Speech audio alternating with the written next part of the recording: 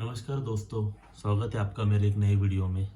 तो आज मैं आपके सामने लेकर आया हूँ एक किताब जिसका नाम है एक अव्यक्त पुरुष के साथ, ओशो की कहानियाँ उनके लोगों की ज़ुबानी। एक्चुअली ये किताब ओशो की नहीं है बट ओशो पे है, ओशो के बारे में है, जिसमें ढेर सारे जो ओशो के सन्यासी है उनके अनुभव लिखे हैं। जब वो ओशो के पास थे या जब उन्होंने ओशो से कोई सवाल पूछा तब ओशो ने उनको क्या जवाब दिया, ये सारा इस किताब में लिखा हुआ है। किताब दोस्तों बहुत अच्छी है। ये मैं इसलिए रिकमेंड कर रहा हूँ या इसके ऊपर इसलिए वीडियो बना रहा हूँ क्योंकि इसमें मेरा पर्सनल अनुभव है। मैंने भी ये किताब पढ़ी है और ये किताब एक्चुअली डांसिंग बुद्धाज ने पब्लिश की है। इसका ओरिजिनली ये इंग्लिश में है जिसका नाम है encounters with an inexplicable man, stories of Osho as told by his people. तो ये देखिए, ये इंग्लिश वर्जन है और ये हिंदी वर्जन है, आप देख सकते हैं कैमरा में। तो किताब में जो है 71 ओशो के सन्यासी है, जो सविता ब्रंट ने लिखी है ये किताब, जो कि एक ब्रिटिश राइटर है। और 71 सन्यासियों का उन्होंने इसमें अनुभव लिखा है। लेकिन ओशो के सन्यासी तो वैसे लाखों में है। उन्होंने बहुत मेहनत कर कर इन लोगों के इंटरव्यूज़ लिए हैं और उसको राइटिंग में कन्वर्ट किया है।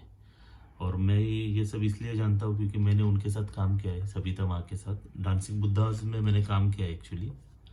तो मैं बहुत करीब से ये सब चीज़ों को जानता हूँ कि कैसे, मतलब जब उन्होंने इंटरव्यूज़ लिए तब मैं नहीं था डांसिंग बुद्धा में, मैं तो बाद में आया जब बुक्स प्रिंट के लिए जा रही थी या जब बुक्स बन रही थी, तब उस प्रोसेस में मैं था। लेकिन इंटरव्यू के समय नहीं था क्योंकि ये इंटरव्यू कई सालों से सविता माँ ले रही थी।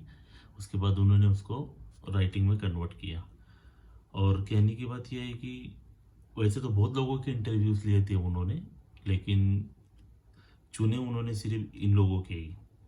और ऐसा नहीं कि जो बाकी लोगों के लिए थे वो काम के नहीं थे, क्योंकि वो भी मैंने पढ़े हैं, क्योंकि उनके जो इंटरव्यू से जो मैन्युस्क्रिप्ट है वो है मेरे पास। तो सविता माँ ने जिनको चुना है या जो 71 लोगों को चुना है, आपको वो पढ़ना चाहिए। किताब की अच्छी बात यह है कि शुरुआत ये किताब देखेंगे तो जबलपुर से होती है। और पहली जो स्टोरी है वो माँ उर्मिला की है। माँ उर्मिला ओशो के संपर्क में तब आई थी जब ओशो को कोई जानता नहीं था, लेकिन ओशो एक प्रोफेसर थे। और माँ उर्मिला तब उनके संपर्क में आई थी, माँ शोभना।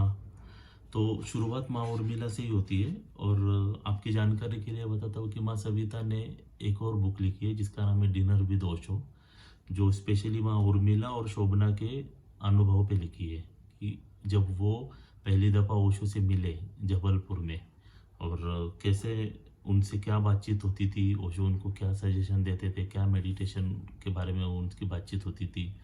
तो वो सारी चीज़ें आपको उस बुक्स में मिल जाएगी डिनर विद ओशो में, जो कि अमेज़ॉन पे अवेलेबल है।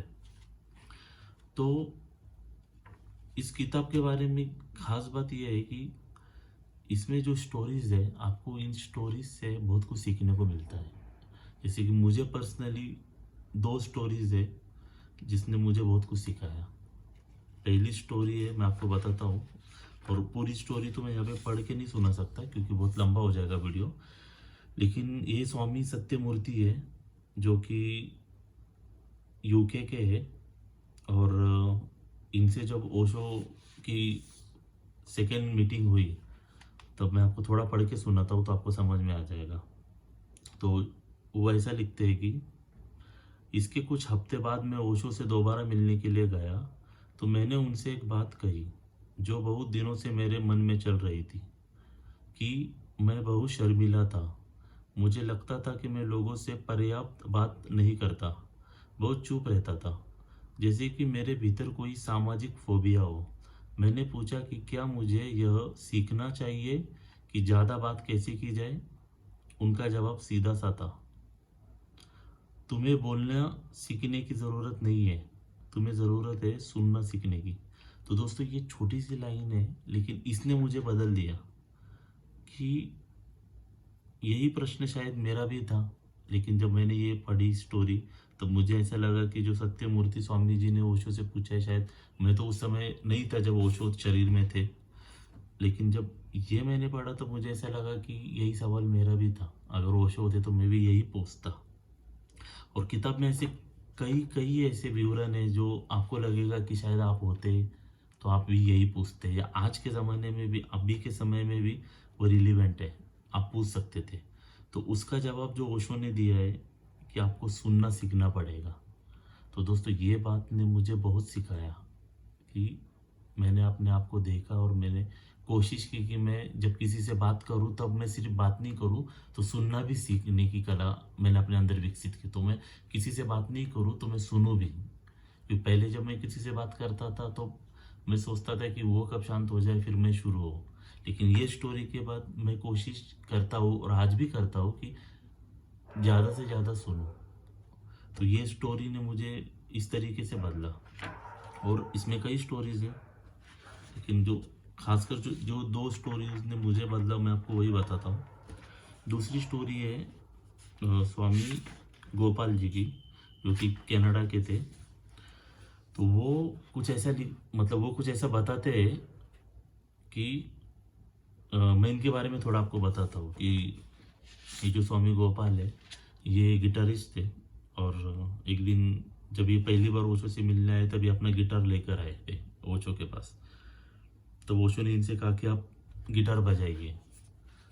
तब ये क्या कहते हैं सुनिए, मैंने एक बहुत कठिन लेकिन काफ़ी प्रसिद्ध स्पेनिश धुन बजानी शुरू की। भीतर मैं बहुत घबरा रहा था, लेकिन बिना बहुत ज़्यादा चूक किए मैंने वो धुन पूरी की। धुन पूरी हो चुकने के बाद मैंने ओशो से कहा, जब भी मैं कुछ बजा रहा होता हूँ तो बहुत नर्वस हो जाता हूँ। अभी आपके सामने बजाने में भी मुझे काफ़ी घबराहट हो रही थी। ओशो ने कहा, यह बिल्कुल मानवीय व स्वाभाविक है, लेकिन इसके पार जाना होगा, क्योंकि वह घबराहट अहंकार से आ रही है।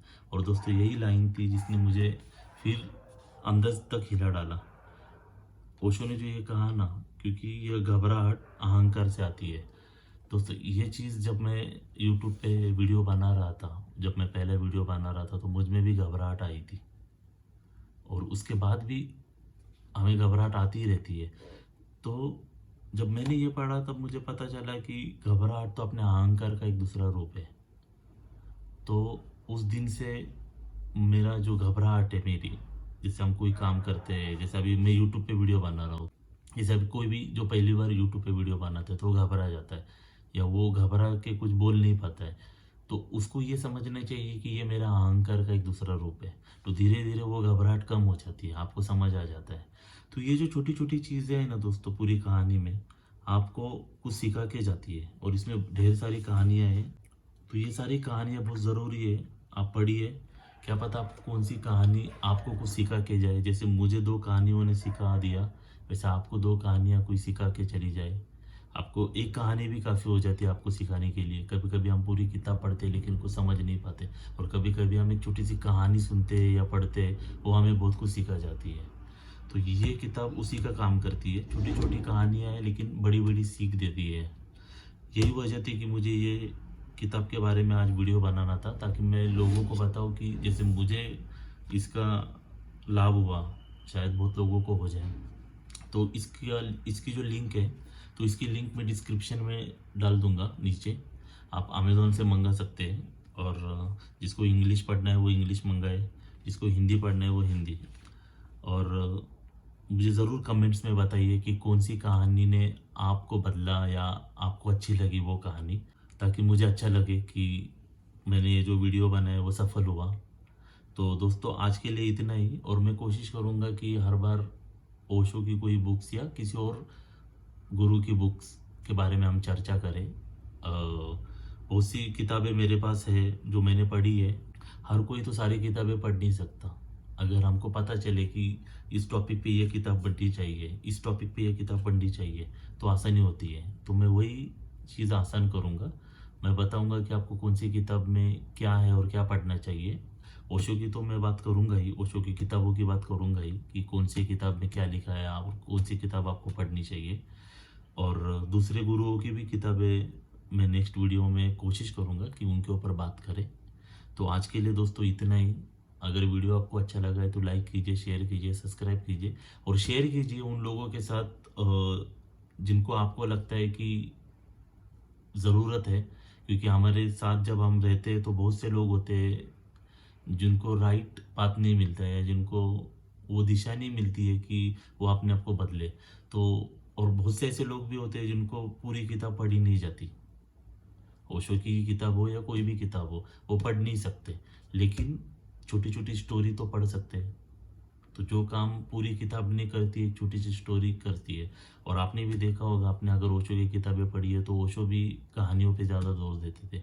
ओशो कहानियाँ ज़्यादा बताते थे कि उनको, उनका कहना था कि कहानियों से आदमी ज़्यादा जल्दी सीखता है। तो ये किताब भी कहानियों पर है। तो आप देखिए, अमेज़ोन से इसको ऑर्डर कीजिए, पढ़िए और मुझे ज़रूर बताइए कि आपको कौन सी कहानी अच्छी लगी। धन्यवाद दोस्तों।